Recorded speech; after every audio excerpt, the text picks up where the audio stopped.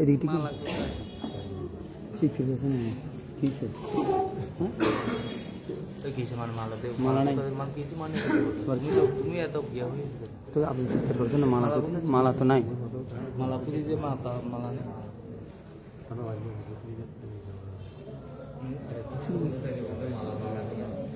মালা কোথায় ফ্রিজে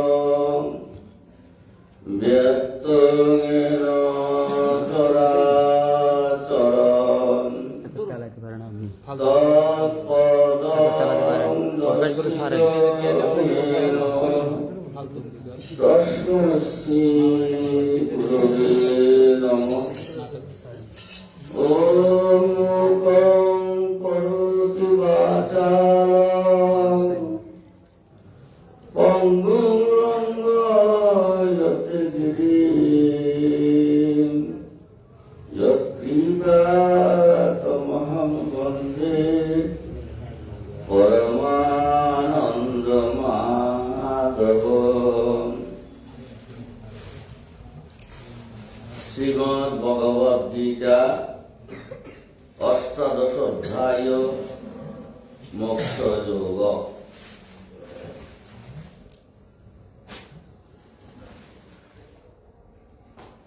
সমগ্র গীতায়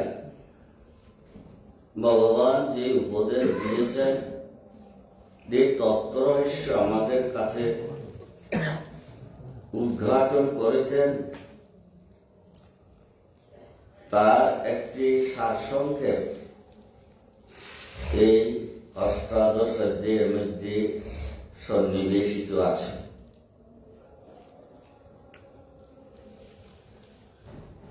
এই অধ্যায়ের নাম মোক্ষযোগ।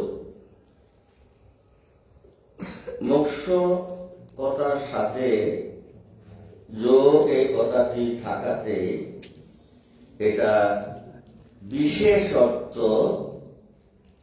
ভাবনা করতে হবে। মোক্ষ এই যোগ কথাটি যদি না থাকতো তাহলে এটা গীতার শেষ অধ্যায়, এই বিবেচনায় মোক্ষ অধ্যায় বলা যেতে পারত, কিন্তু না, যোগ শব্দ ব্যবহার করাতে এইটার তাৎপর্য অনেক গভীর। যোগ শব্দের অর্থ সমাধি, সমাধি শব্দের অর্থ জীবাত্মা এবং পরমাত্মার একাবস্থা হওয়া, একাকার হয়ে যাওয়া, তাকে সমাধি বলা হয়।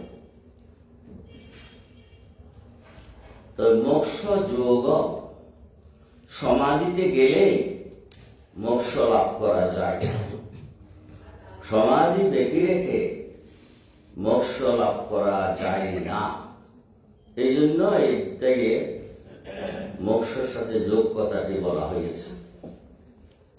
অর্থাৎ যতক্ষণ পর্যন্ত সাধক তার জীবাত্মাকে পরমাত্মার মধ্যে বিলীন করে একাকার করে দিতে পারেনি, ততক্ষণ পর্যন্ত তার মোক্ষ হওয়ার কোনো সম্ভাবনা নেই।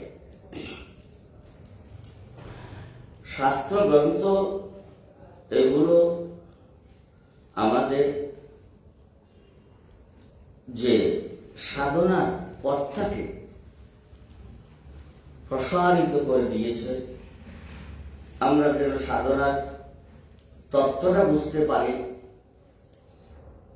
সেই জন্য শাস্ত্র গ্রন্থগুলো এসেছে। আর শাস্ত্র মানে এগুলো হচ্ছে নিত্যকালের ব্যবস্থা, এগুলো কোনো কালীন ব্যবস্থা নয়। অনাদিকাল থেকে এগুলো প্রবর্তিত আছে। মানুষ সেটা যদি গ্রহণ করে তাহলে মুক্তি লাভ করল, গ্রহণ না করলে ওই আর কি, যেইটি বেড়ে সেইটি মিলেই থেকে যাবে। আমরা বৈজ্ঞানিক হয়েছি, সাহিত্যিক হয়েছি, কবি হয়েছি, তো আমরা কি কম না কি জানি? আর কি লাগে? মানুষের মধ্যে এই ধরনের ধারণা থাকে, তারা ঘরে ঘরে আমরা সব হয়ে গেছে। কিন্তু না, পথ খুব লম্বা।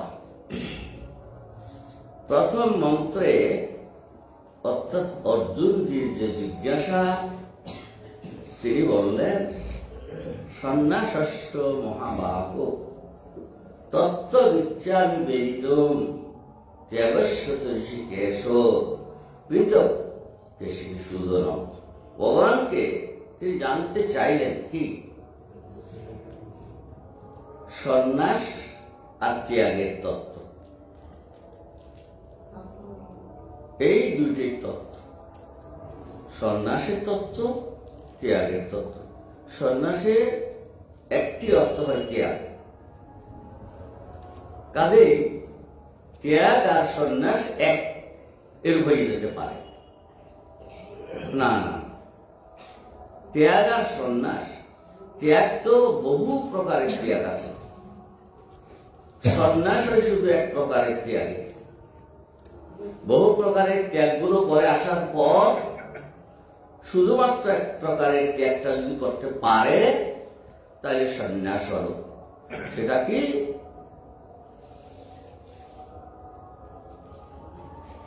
দেহ আছে এইটা না, না বাবা, দেহ নেই,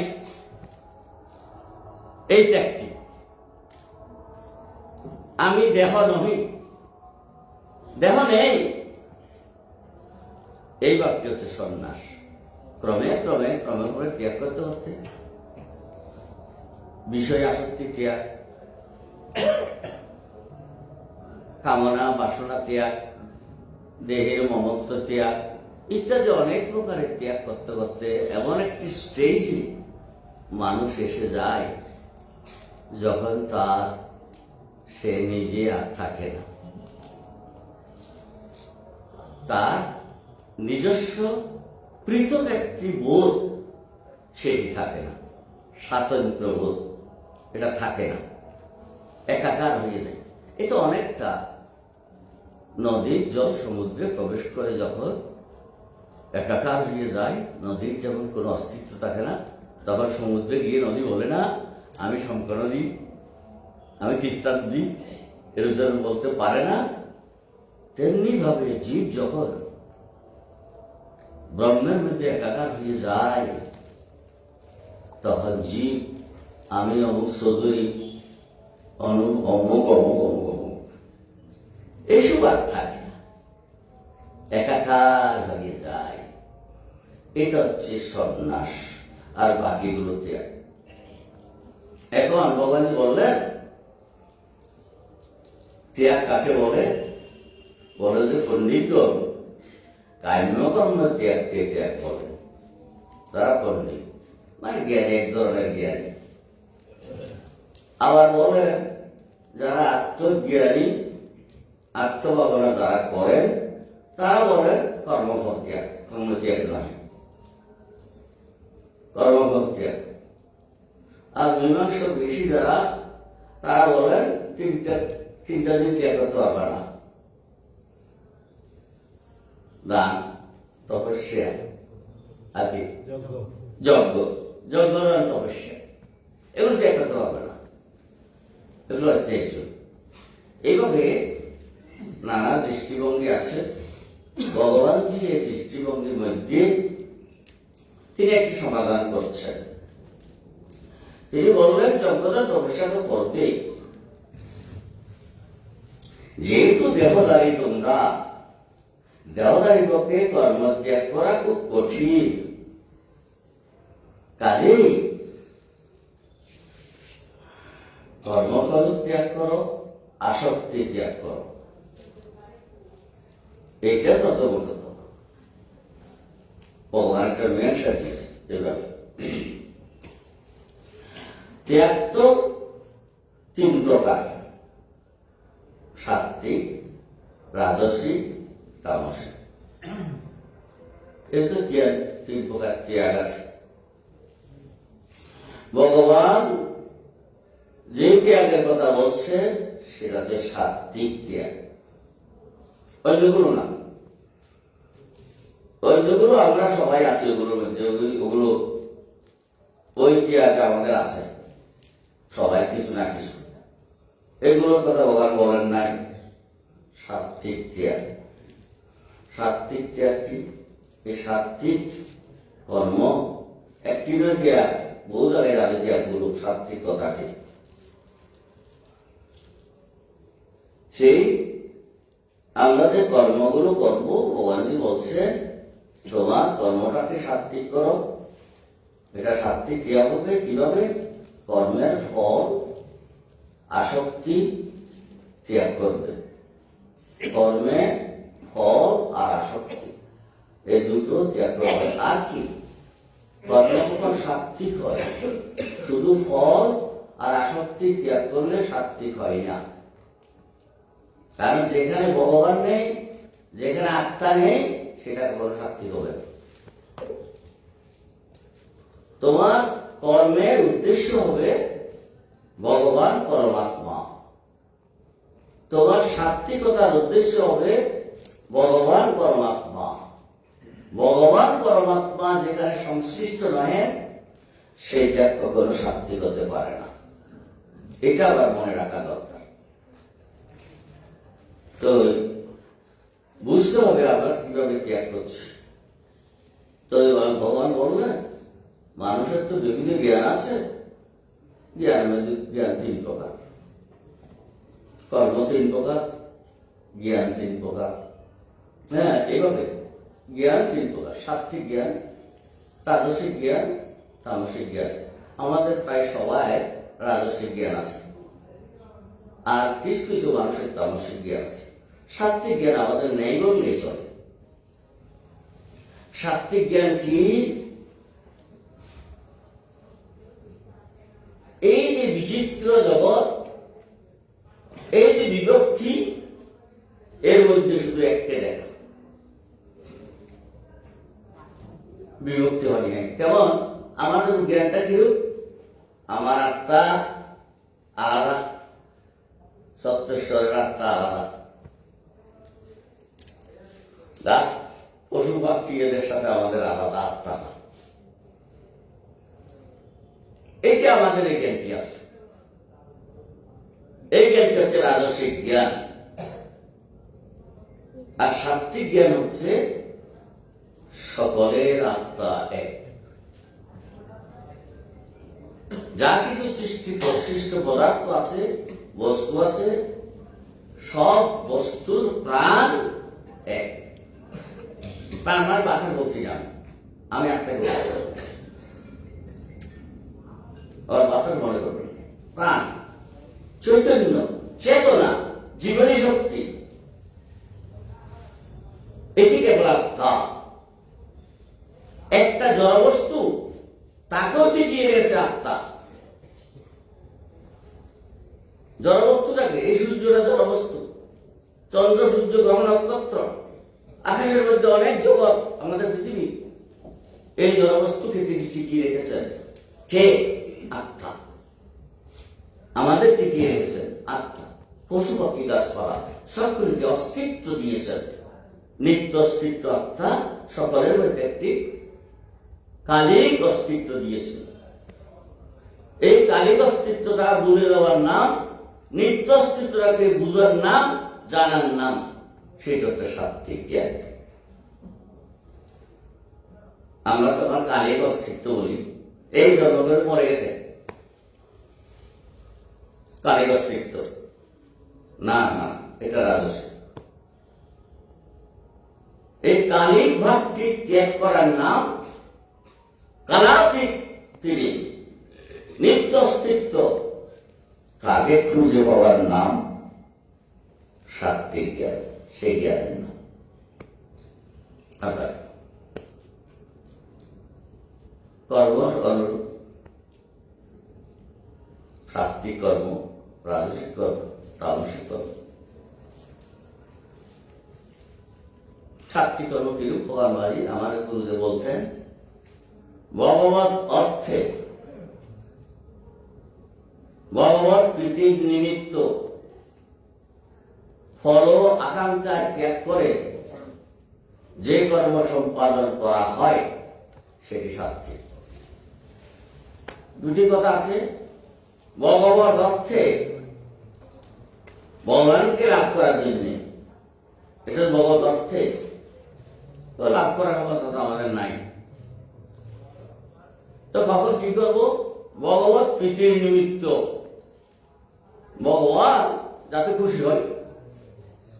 একটা হচ্ছে ভগবতকে ভগবতকে লাভ করবো সেই জন্য, আর একটা হচ্ছে ভগবতকে লাভ করতে কি করতে হয়? কর্ম করতে হয়। কি? জ্ঞান,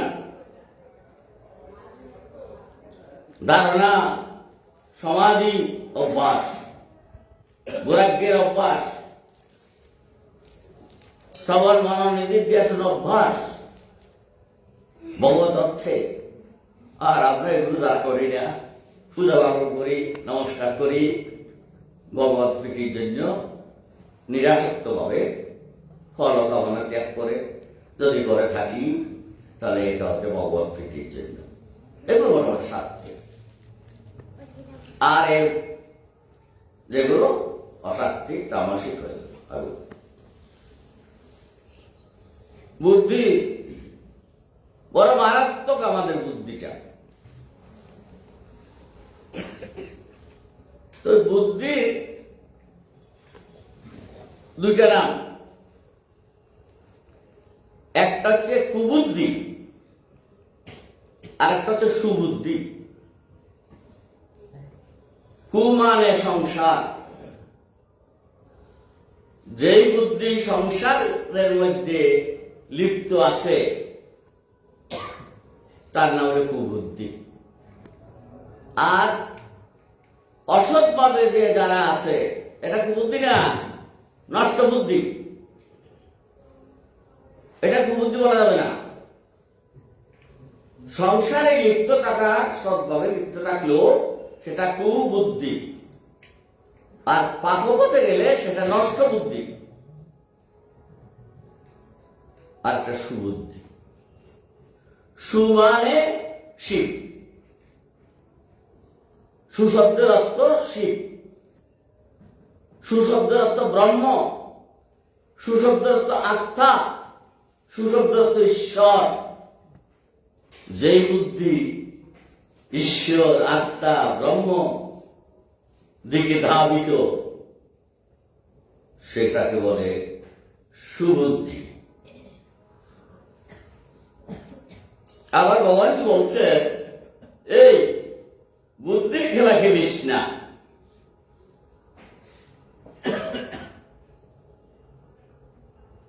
তো কেমনে চলবো? বুদ্ধির খেলাও যদি চলতে না পারে তাহলে কেমনে চলবো? ভগবান বলছেন, শ্রী গীতার অষ্টাদশ অধ্যায়ের মধ্যে বলেছেন,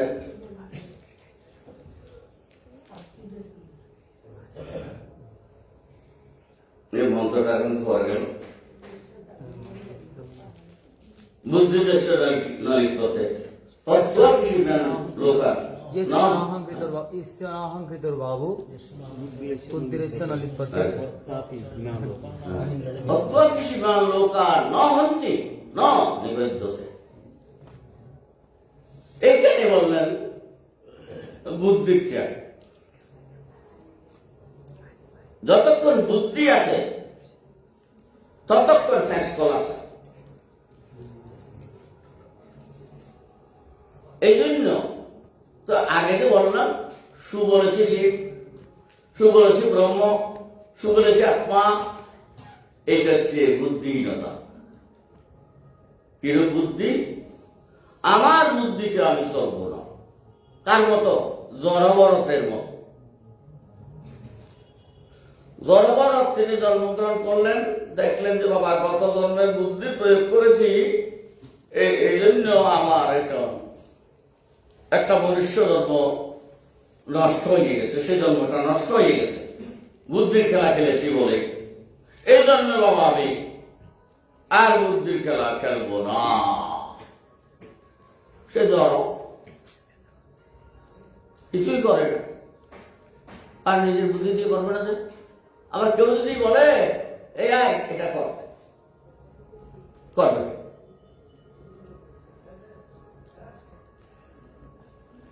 তো রাজা নহুর যাচ্ছেন, পালকি করে নিয়ে যাচ্ছেন ওনাকে সন্ডল করে।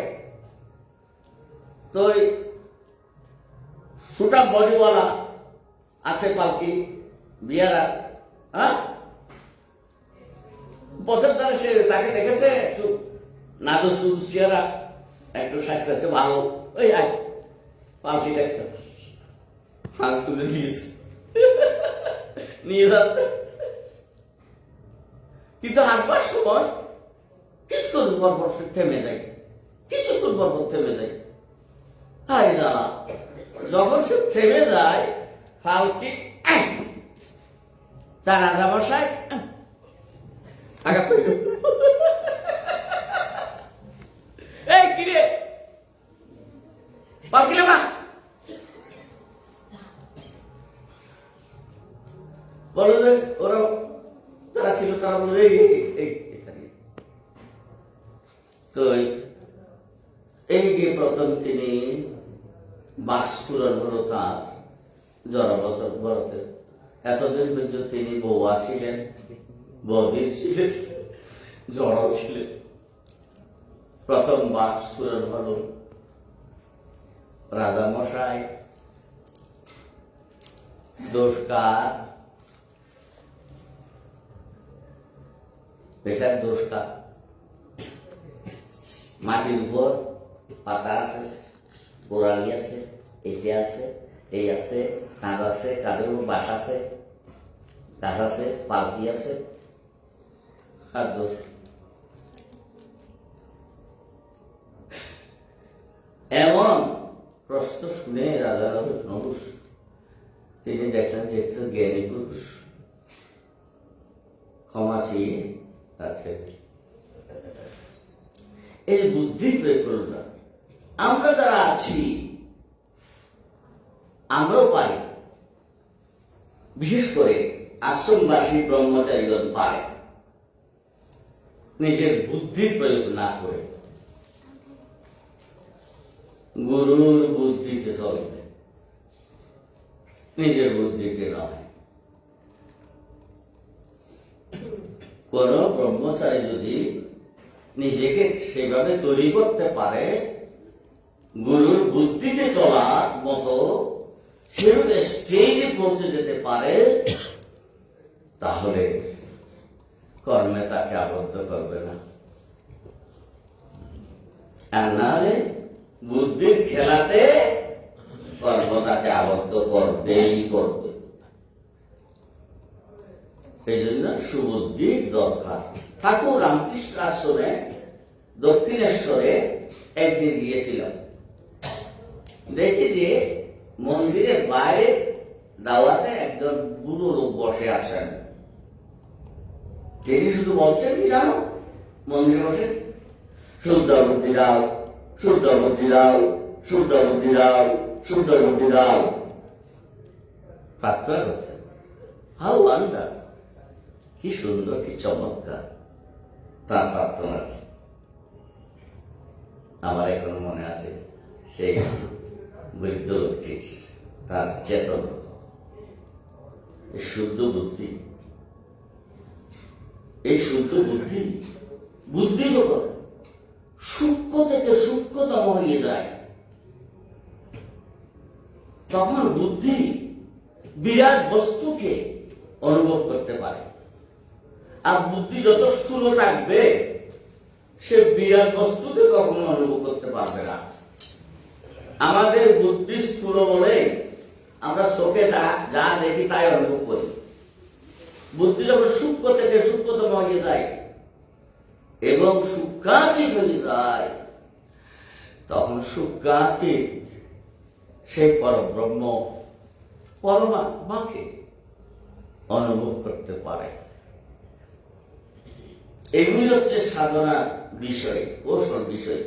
এই অষ্টাদশ অধ্যায়ে ভগবান বুদ্ধির বিভাগ করে দিয়েছেন, কর্মের বিভাগ করে দিয়েছেন, সাত্বিক রাজসিক যজ্ঞের বিভাগ করে দিয়েছেন। ধৃতি একটা মারাত্মক ব্যাপার। ধৃতি মানে মানুষের সংস্কার। বহুদিন একটি জিনিস প্র্যাকটিস করতে করতে সেটা তার হৃদয়ের মধ্যে, ব্রেনের মধ্যে গেঁথে গেছে। এটা কেবল সংস্কার, যেটা আমরা ধরে রেখেছি, যেটার কারণে আমরা করছি।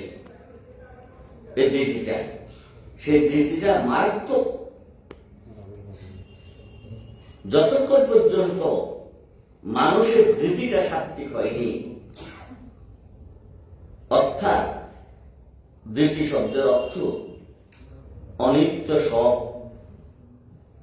সব অনিত্য, আমার দেহ অনিত্য, যা কিছু আছে সব অনিত্য, একমাত্র নিত্য আত্মা। এটি যার ধারণা হয়েছে, এটি যার সংস্কার হয়েছে, এটি হচ্ছে আসল ধৃতি। মুখে বললাম অনিত্য সব, আর নিত্য আত্মা মুখে বললাম, সেটাকে ধৃতি বলে না। বই পুস্তক পড়ে সেটা বললে হয় না, ধৃতি হয় না। আমরা সংসার থেকে বের হতে পারছি না, মায়া মনে, এটা একটা ধৃতি। এই মায়া মোহ একটা ধৃতি, মারাত্মক ধৃতি। সংসারে আমরা আবদ্ধ আছি।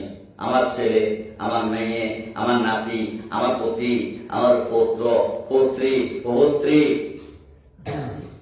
সিল মেরেছি আমার।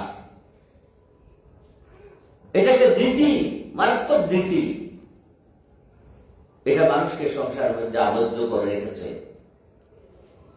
একমাত্র ধৃতি আত্মা নিত্য আর সব অনিত্য, এবং আত্মা এবং ব্রহ্ম এক।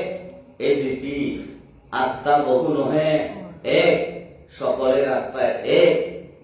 এই যে ধৃতি, এই ধৃতিটা যতক্ষণ পর্যন্ত গেঁথে যায় নাই সংস্কার হিসাবে, চেতনা হিসাবে গেঁথে যায় নাই, ততক্ষণ পর্যন্ত এটাকে ধৃতি বলা চলে না।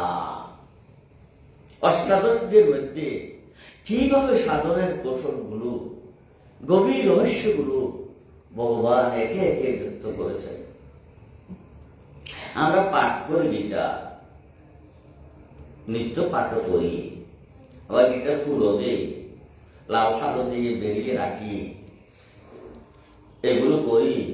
এগুলো নিতান্ত গৌণ, তবে করা ভালো। নিতান্ত গৌণ। গীতার প্রতিটি কথা হৃদয়ে লালন করা, সেটা হচ্ছে আসল। গীতাকে ভগবান কি বলছেন সেটা লালন করা, বাস্তবে পরিণত করা। তিলে তিলে একসাথে পারবো না, আস্তে আস্তে আস্তে আস্তে করে একটু একটু করে অভ্যাস করি। অভ্যাস করতে হতে হতে হতে, যেমন কিরূপ হয়, যারা সাইকেল চালায় প্রথম তো সাইকেলে প্যাডেল বেড়ে প্রথম সাইকেল চালাতে হয় তাকে, নামান করে কতক্ষণ পরে যাই, আমি আমার হাত ব্যাগে ফেলেছি সাইকেল শিখতে গিয়ে। একদিন খেয়াল হলো সবাই একসাথে টাকা তুলে দিই, টাকা না করে একবার তুলে দিতে, মজাই তুলে দিলাম। এই প্যাডেল। তারপর সাইকেল যখন তার শিখা হয়ে গেল, তার পায়ের দিকে আর মন দিতে হয় না, চলে, তার সংস্কার হয়ে গেছে। সে আবার সাইকেলের উপর পা দুটা তুলে বসে থাকে, চলছে সাইকেল। সংস্কার পুনঃ অভ্যাস করার ফলে এই যে বৃদ্ধিটা হলো, সেটা আসল অভ্যাস। অভ্যাস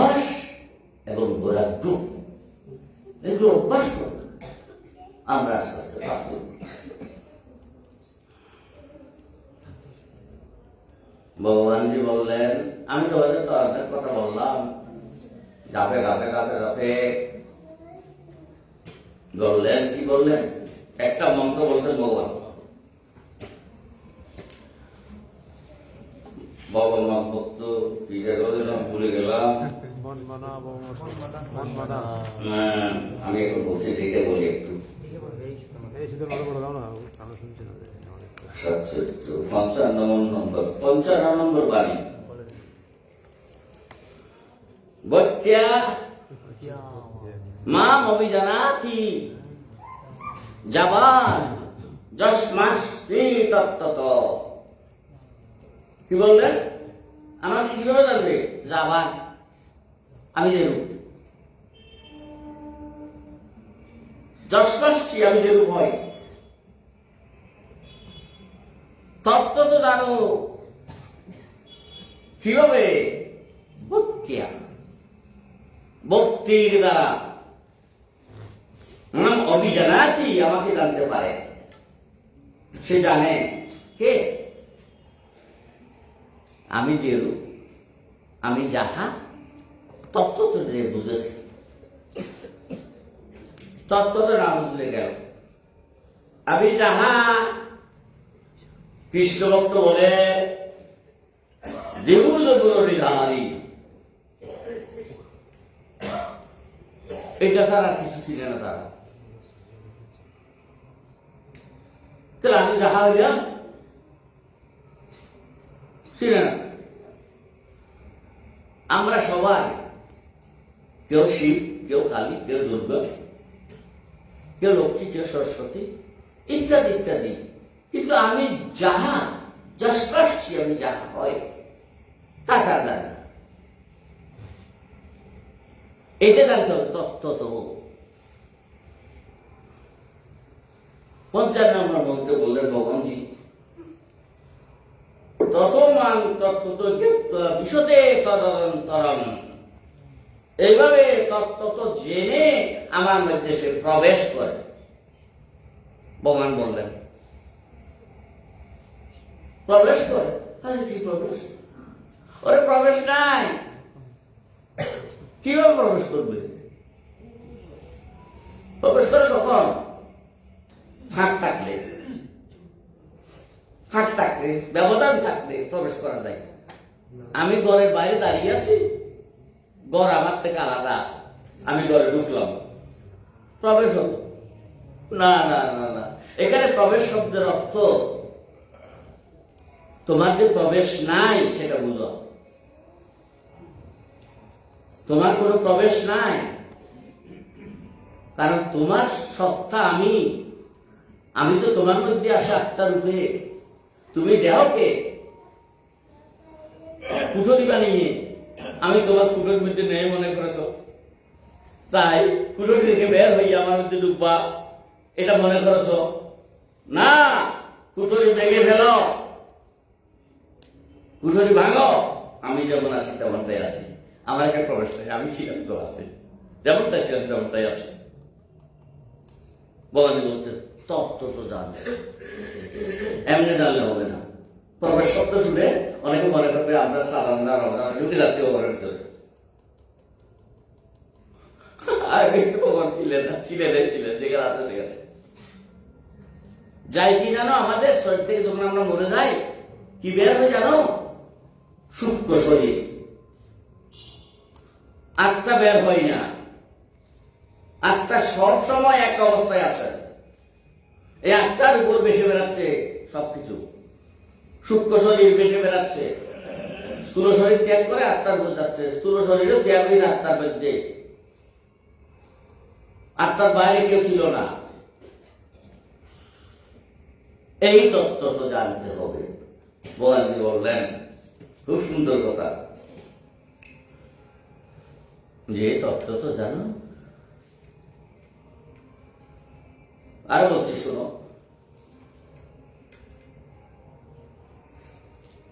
সকল কর্ম ত্যাগ করে আমার আশ্রয় গ্রহণ করো। এটা সন্ন্যাস, সবার জন্য প্রযোজ্য নয়। সকল কর্ম ত্যাগ করে আমার আশ্রয় গ্রহণ করো। আমরা পারি না, তার আশ্রয় বিশ্বাস নেই। ভগবানের প্রতি বিশ্বাস নেই বলে আমাকে ওই তো যেতে চাচ্ছিলাম ওখানে, মনে মনে ভাবছি যে আমার দ্বারা তো এই কাজ হবে না, কাজে কারো সাহায্য দিতে হবে। হ্যাঁ, ভগবানের বিশ্বাস নেই, বুঝেছ? এটি হচ্ছে কারণ। যদি এটা থাকতো, ভগবান যেভাবে নিবেন চলিলে তুমি হাতি দেখে নে, কি করেন তিনি? এই সর্বকর্মানি অর্পণ করে সদা আমার আশ্রয় গ্রহণ করো, আমি ভিন্ন দ্বিতীয় কোনো আশ্রয় নেই। তোমরা মনে করছো তোমাকে তোমার বাবা খাওয়াচ্ছে, ছেলে বাবাকে খাওয়াচ্ছে, নয়, এটা আমি সংবিধান করেছি। তুমি হাত পাচ্ছ কেন? পূজা করার সময় কামনা করো কেন? হাত পাতো কেন? আমি তো তোমার জন্য বন্টন করে আগে রেখে দিয়েছি। তুমি হাত পাতলেও যা চাইবে তা দিতে পারবো না, তোমার জন্য যা বন্টন আছে তাই পাবে। এইটা হলো আশ্রয় গ্রহণ করা ভগবান। তো সন্ন্যাসীরা পারে, তারা সব ত্যাগ করে এসেছে, এদের মধ্যে খুব উত্তম সন্ন্যাসী। তারা কি করে? চুক্তি করে বসে থাকে, পাইলে খাবো, না খাইলে মরবো। ওই আকাশের দিকে চেয়ে থাকে, আকাশ বাড়ি পরমাত্মা, তুমি তো আশ্রয় আমাদের সর্বাশ্রয়। আর আমার দেহ পাতলেই বা কি, দেহ থাকলেই বা কি, আমি তোমার ভাবনায় থাকবো। তোমার ভাবনায় থাকতে থাকতে যদি দেহ পাত হয়ে যায়, দেখ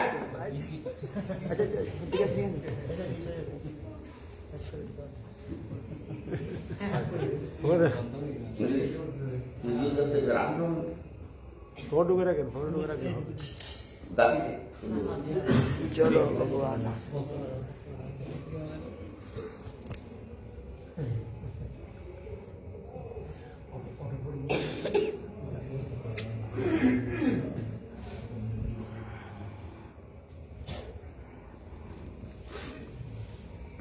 হ্যাঁ, তাইলে তিনি তো সেবা বসাছে, ভগবান তার আশ্রয় নিয়েছেন, তো তার জন্য বন্টন আছে, তো সেগুলো পাঠিয়ে দিয়েছেন কারণ কারণে। তিনি নিশ্চেষ্ট অবস্থায় আছে। এরকম মহাত্মা খুব বুঝল, যদিও অনেক জন্মের পরে, সাধনের পরে স্টেজে পৌঁছাবে। আর একটা মন্তব্য শেষ করে দেব।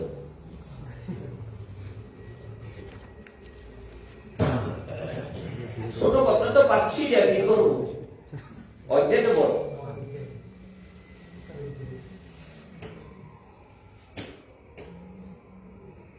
সর্বধর্মান পরিত্যজ্য মামেকং শরণং ব্রজ, অহং ত্বাং সর্বপাপেভ্যো মোক্ষয়িষ্যামি মা শুচঃ। সকল ধর্ম ত্যাগ করো। ধর্ম শব্দের অর্থ মনের প্রবণতা, বুঝতে হবে। মনের প্রবণতা, মনের অনেক প্রকারের প্রবণতা আছে, কোন প্রবণতাই রাখতে পারবে না। সেই মনের প্রবণতা, আমি ব্রাহ্মণ, আমি ক্ষত্র, আমি বৈশ্য, আমি শূদ্র, আমি ব্রহ্মচারী, আমি নৈষ্ঠিক ব্রহ্মচারী, আমি সন্ন্যাসী, এগুলো সব মনের প্রবণতা। তারপর সাতর্বর্ণ আছে, ব্রাহ্মণ, ক্ষত্র, বৈশ্য আছে। তারপর ব্রহ্মচারী, গার্হস্থ্য, বানপ্রস্থ, ব্রহ্মচর্য, বানপ্রস্থ, সন্ন্যাস। এই ধরনের মনের অনেক প্রবণতা আছে। আর অন্য ভাষায় বলবো, এই প্রবণতা বিশেষত জাগতিক ভাবে শব্দ, স্পর্শ, রস, রূপ, রস, গন্ধ, এই পাঁচটি হচ্ছে আকর্ষণীয় বস্তু। এটা আমাদের আকর্ষণ করে। শব্দ মারাত্মক, তুমি খুব ভালো, ভালো লেগেছে। একটা কঠোর শব্দ ব্যবহার করলাম, তখন তো আমি তো সত্য হয়ে গেল। শব্দ, এর শব্দের প্রভাব না থাকা, ভালো হোক খারাপ হোক, তার দ্বারা যেন চিত্তের মধ্যে কোনো ক্ষোভ না থাকে, উৎফুল্লতা বা বিদ্বেষ, এই দুইটা ভাব যেন না থাকে। শব্দ, স্পর্শ, রূপ, রস, গন্ধ প্রত্যেকটি বিষয়ই এটা ধর্ম। মন সৌন্দর্য চায়, জিহ্বা লালসাটা সে চায়। এই ধর্মগুলো শব্দ, স্পর্শ, রূপ, রস, গন্ধ, এর যে দুইমুখী ধর্ম, একটি শুভকর আর একটি অশুভকর, এই দুইমুখী ধর্মটা ত্যাগ করতে হবে। সর্বধর্মান পরিত্যাজ্য মনের প্রবণতা তোমার ত্যাগ করতে হবে। মাম একং শরণং ব্রজ, আমার একের শরণ লও, আমি এক। বলছেন কথা ঠিকই। দাপর যুগে কুরুক্ষেত্রের মাঠে বলছিলেন কে?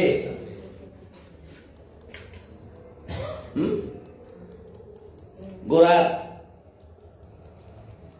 কি বলে এটাকে? লাগাম। হ্যাঁ, গোড়ার লাগামদারি ভগবান শ্রীকৃষ্ণজি বলছিলেন। তাইলে মাম একক মানে যিনি বলছিলেন তাকেই ঘোষণা করো, কৃষ্ণকে না। বাবা, এটা তিনি বলবেন না। মাম একং ব্রজ শরণং ব্রজ। এক শব্দের অর্থ 1, 2, 3, 4, 5 নয়। এক মানে যেখানে কোনো 2, 3, 4 যেমন 5 কেউ নেই, স্থির এক রকমের, সেখানে কোনো ভেদ নেই। স্বগত, স্বজাতীয়, বিজাতীয়, ভেদরহিত, আমি এক। সেটার সেবা করতে বলছি। নাম এক অংশ, সেটা কি? সেটা আত্মা, তার মধ্যে কোনো ভেদ নেই। হাত, পা, চোখ, কান, পরমাত্মার মধ্যে ভেদগুলো নাই, ঈশ্বরের মধ্যে ভেদগুলো নাই। হাত, পা, চোখ, কান এগুলো নেই। দেবতার মধ্যে আছে, ঈশ্বরের মধ্যে নাই, ব্রহ্মের মধ্যে নাই। আর ব্রহ্ম, ঈশ্বর, আত্মা পরমাত্মা এক জিনিস, সেখানে ভেদ নেই। তার মাম এখন শুনতে আমার ভজনা কর। তার কি বলে? সর্বপাপ থেকে তোমাকে উত্তর মুখের পাপ কোথায় পাবে?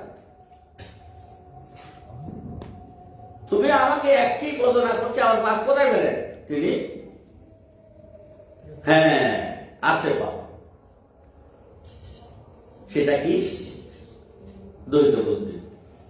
এটাও আমি তোমার থেকে গুছিয়ে দেব, এটাও থাকবে তোমার।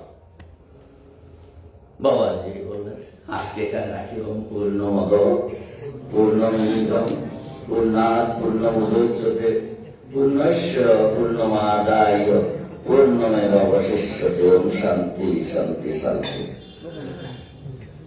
কি করবো? কি করবে? কিছু করা ছোট করা যাবে না, ছোট করা যাবে না।